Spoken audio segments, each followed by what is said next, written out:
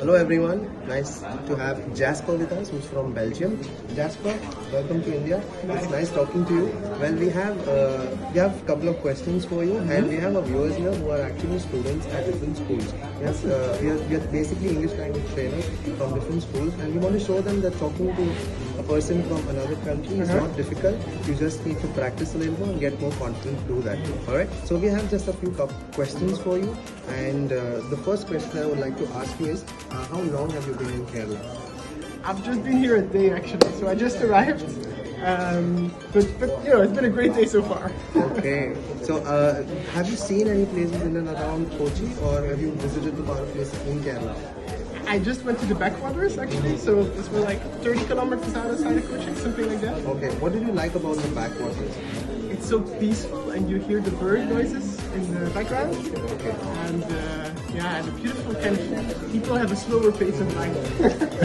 And what do you think about this place that you're now visiting? We are at the Jewish synagogue, right? And you've also been to a little part of the Jewish town. Have you taken a walk there yet? Yes, and I think what really struck me here inside is that people were taking pictures with the Jewish sign. And I think it kind of shows how it seems to be a very peaceful setup here, where in a lot of places in Europe right now, people would not want to do that. So I think it's really nice that people are chilled here. Great. While you're traveling around Kerala, do you find communicating with locals difficult? Do they speak English? So generally, they speak English, and I think it's really helpful compared to other places in Asia. It's easier to travel, I think, in India in general. Sometimes only the accent for me is a bit difficult because I need to get used to it. But it goes better over time. Okay, a lot has changed here actually. We don't have that many people speaking in English in Kerala, but a lot has changed over these past 5 or 6 years. They've seen a lot of people going out. They like working in different countries, and then they come back and then they want their kids to speak in English, and that's how the whole scenario in Kerala has changed.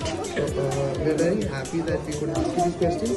To wind up this small little interview, we'd like to ask you, do you have any tips? Because you mentioned that as you were living in Belgium, English was not your first language. And these kids who are learning in schools have English as their third language. Okay.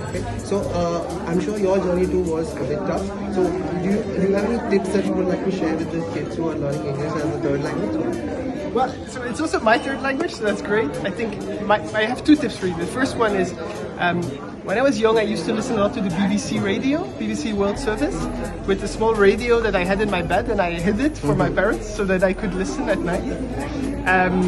And the second thing is, I used to speak to myself to learn how to pronounce the words in English and to get better over time without necessarily having somebody to practice with. So, you know, I hope that helps you, and good luck on the journey. It was nice talking to you, Jasper. Likewise, a pleasure. And welcome once again to India, and hope that you have a lovely time here. Lots of love from India to Belgium. Thank you. Thank you. Likewise.